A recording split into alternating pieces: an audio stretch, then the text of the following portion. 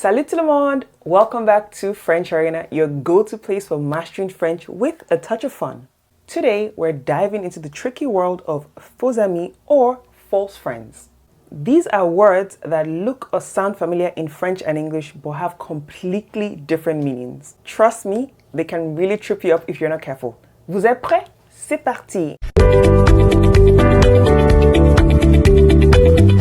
Now, before we get started with today's fantastic lesson, I have got a special treat for you. I have put together a free ebook that delves more into today's topic. This free PDF is packed with examples, exercises, and tips to help you master these tricky words. All you need to do is click the link in the description box below, input your name and email address, and today's lesson will be sent directly to your inbox.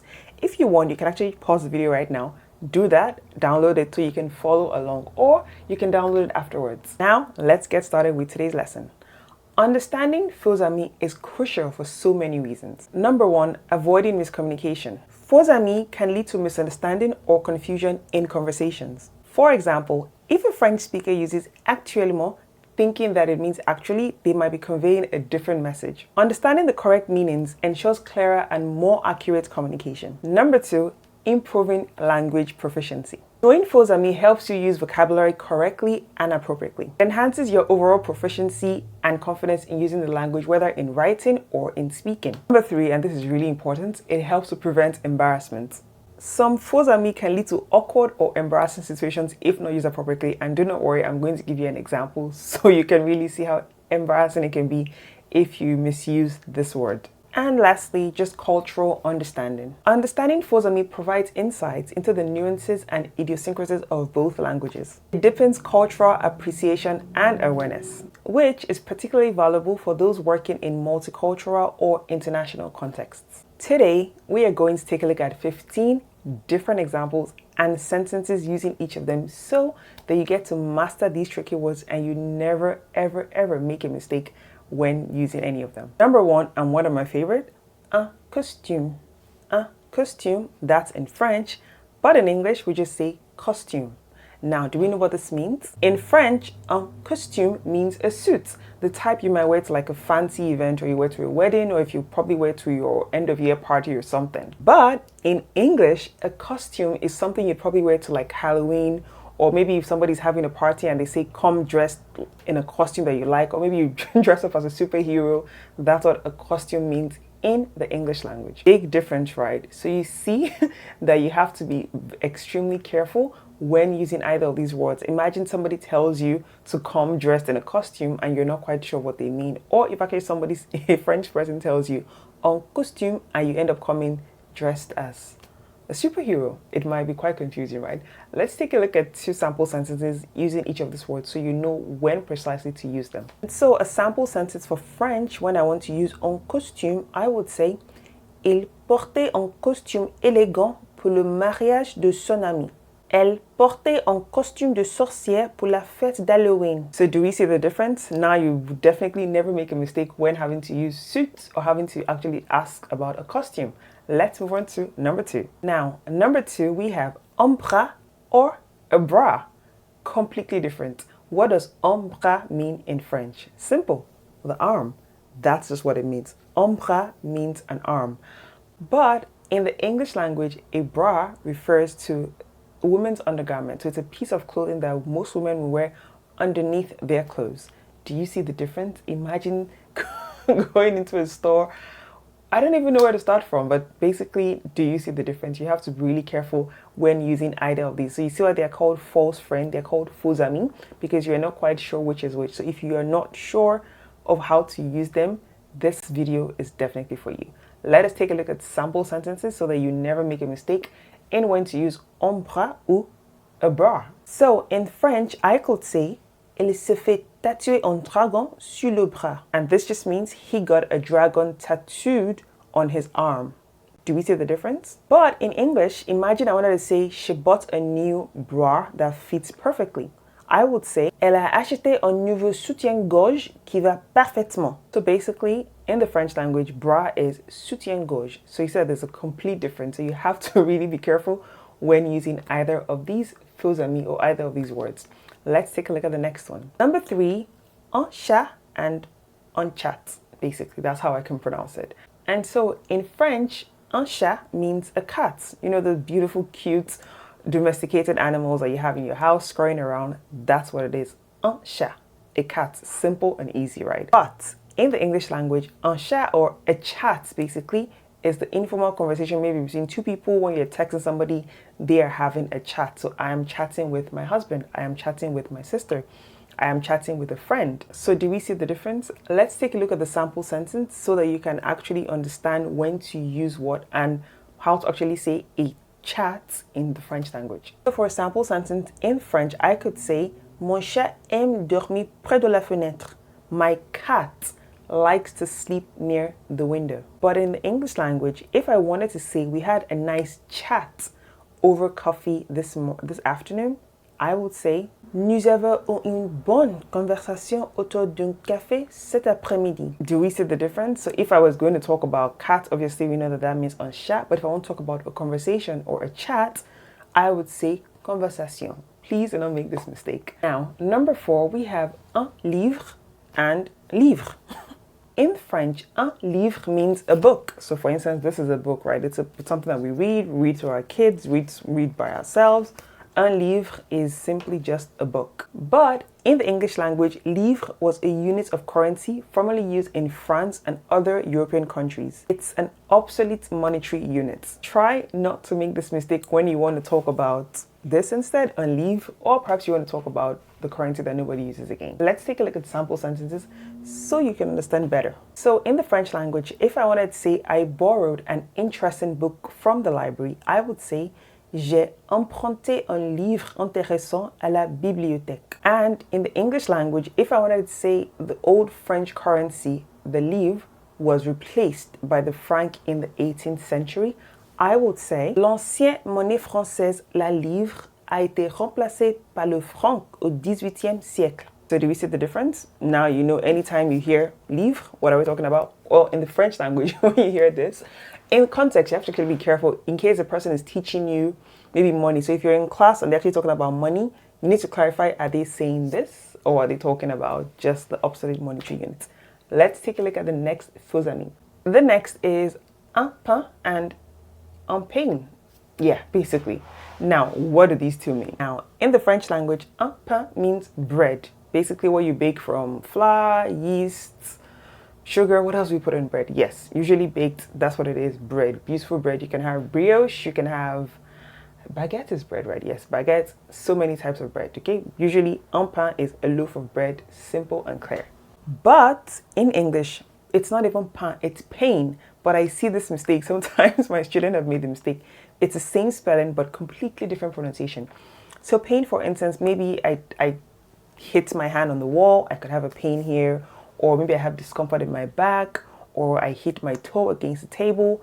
That could be slight pain that I might be having on my body. But if you're like, Sumo, I'm still not quite sure what you're talking about, it's okay. Let's take a look at sample sentences so that you can understand when to use each of these words. So in the French language, if I wanted to say, I bought some fresh bread at the bakery this morning, I would say, J'ai acheté un pain frais à la boulangerie ce matin. But in the English language, if I wanted to say after the long run, she felt pain in her legs, I would say, Après la longue course, elle a ressenti de la douleur dans ses jambes. So do we see that, first of all, in the French language, if you want to talk about pain, pain is douleur. But if you want to talk about bread, completely different. And so I'm hoping that at least with these sample sentences, you're able to see when to use either of the words. Let's take a look at the next one. And so the next one, we have en rond or en ronde. What do they mean? In the French language, en rond means like a circular shape, okay? Basically a circle. This is typically used to describe geometrical shapes or objects with circular features. But in the English language, round can refer to a stage or period in a sequence of events, such as a boxing match or a debate. Let's look at sample sentences so that you can understand better. So for example, if you're in class, your teacher could tell you, Dessine un rond sur la feuille pour commencer ton dessin, which just means draw a circle on the paper to start your drawing, or maybe on the sheet of paper to start your drawing. But in the English language, if I wanted to say the boxing match lasted 12 rounds before a winner was declared, I would say, le match de boxe a duré 12 rounds avant qu'un vainqueur ne soit déclaré. Do we see the differences? Obviously, in the English language, if you want to say a round, it obviously can refer to circular shapes, but most times you would hear a round when you're talking about a boxing match or a debate, or you're having a spelling bee and they ask you next round, all right? Let's look at the next one. Number 7, we have blessé and bless. Simple. French, blessé means to wound, to injure, or to hurt emotionally or physically. It refers to causing harm or injury to someone or something. But in the English language, bless means to invoke or confer divine favor upon someone or something. It is often used in a religious context to express good wishes or prayers for someone's well-being. Let's take a look at some sample sentences. So in the French language, if I wanted to say he did not want to hurt his friend's feelings by telling the truth, I would say il ne voulait pas blesser les sentiments de son ami en disant la vérité. But if I wanted to then say in English, bless, the priest will bless the new house during the ceremony, I would say le prêtre bénira la nouvelle maison pendant la cérémonie. And so in the French language, if you want to ask, okay, so someone, what does bless mean? To bless, it just means bénir. So to bless means bénir. Number 8, actuellement and actually. C'est la même chose? Non, ce n'est pas pareil. Let's take a look at the differences. In French, actuellement means currently or at present. So that means something is happening right now. But in the English language, actually means in fact or truly, often used to emphasize a statement or to correct something. Actually, he called me yesterday. Do you see? Let's look at sample sentences. So in the French language, if I wanted to say currently I am working on a very important project, I would say actuellement je travaille sur un projet très important. But in the English language, if I wanted to use actually, I might say she thinks I do not like her, but actually she is one of my best friends. How do I say that in French? You would say elle pense que je ne l'aime pas, mais en fait, c'est l'une de mes meilleures amies. So do you see the difference? In French, if you wanted to say actually, it means en fait. So you want to say actually, blah, blah, blah. Like I just gave the example, you would say en fait. D'accord? The next one is coin or coin.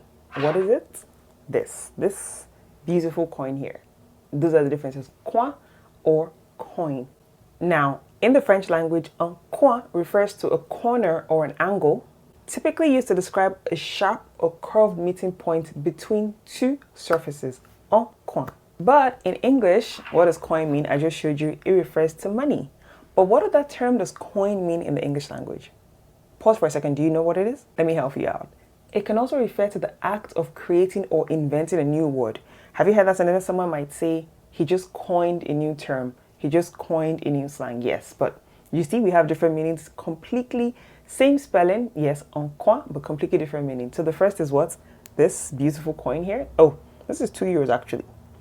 Or, like I said, you can say somebody just coined a new word.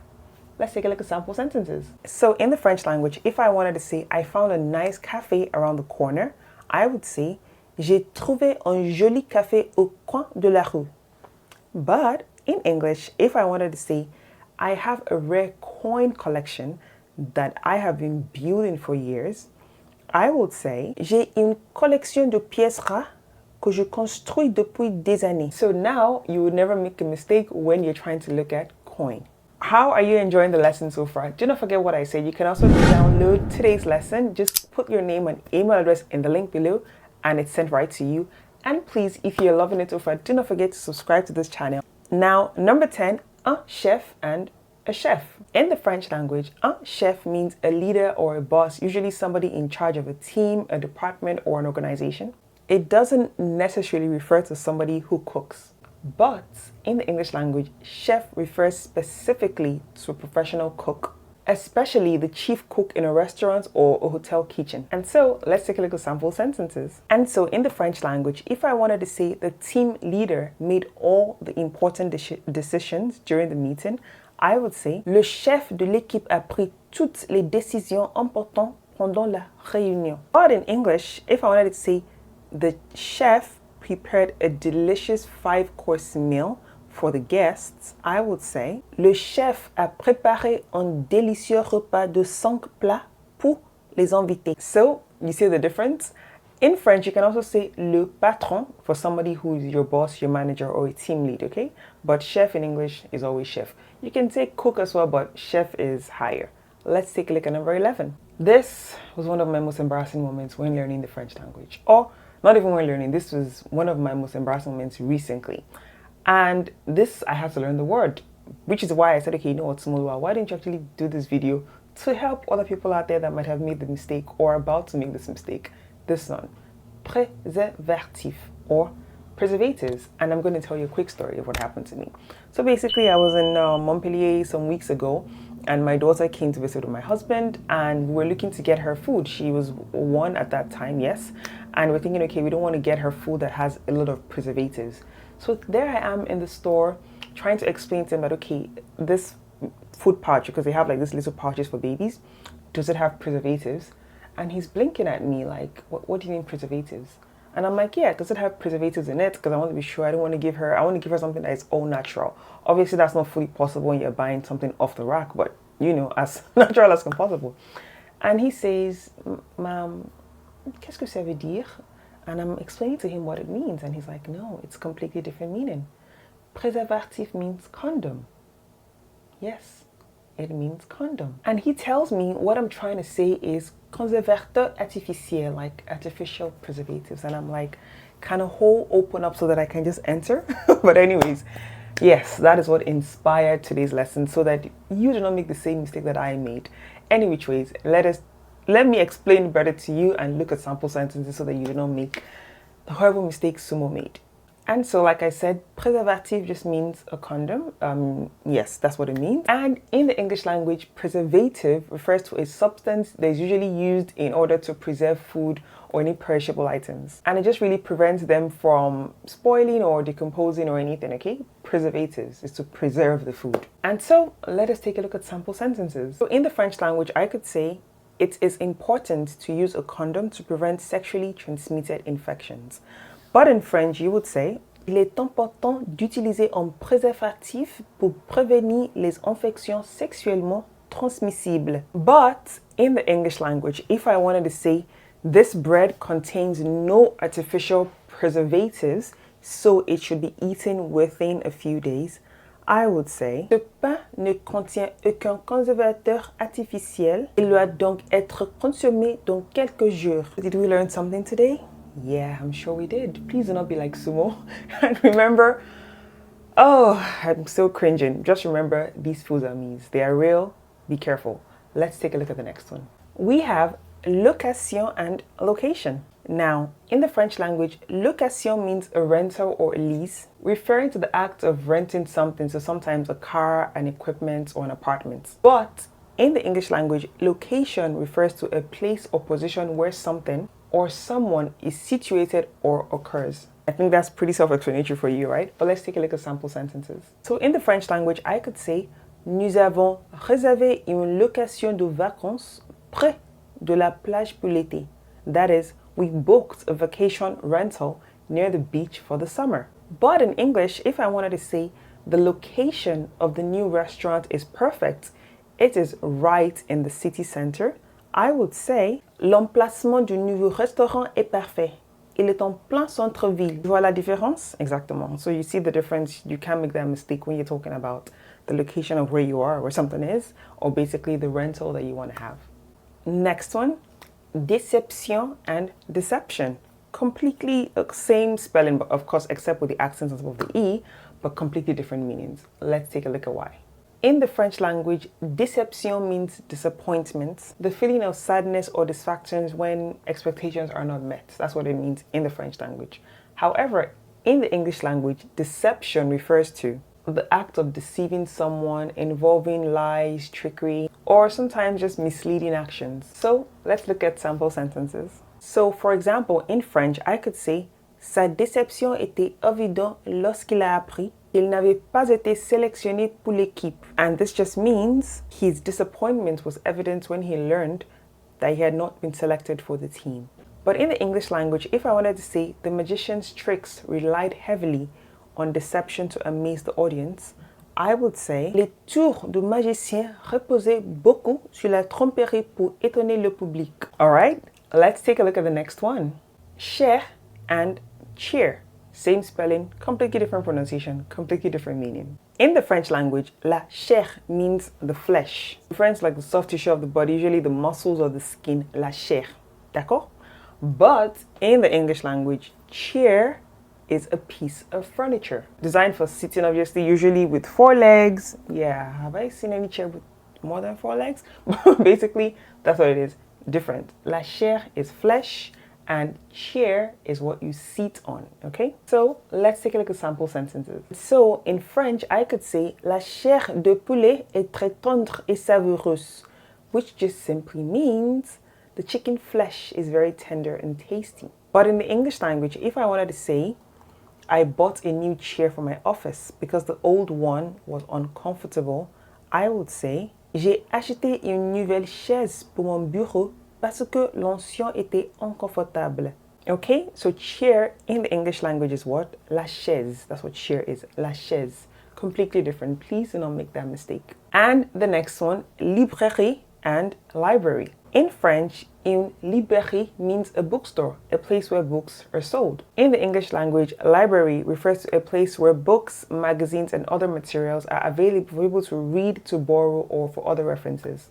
In the French language, a library is called une bibliothèque. I have no idea why. I'm like, why didn't you just say library is librairie and bookstore is bibliothèque, like BBLL, right? Well, it just matches, but I guess not. But that's what it is. Do not forget, okay? A library is une bibliothèque. But if you're looking for a bookstore, a bookshop, it's une librairie. Completely different.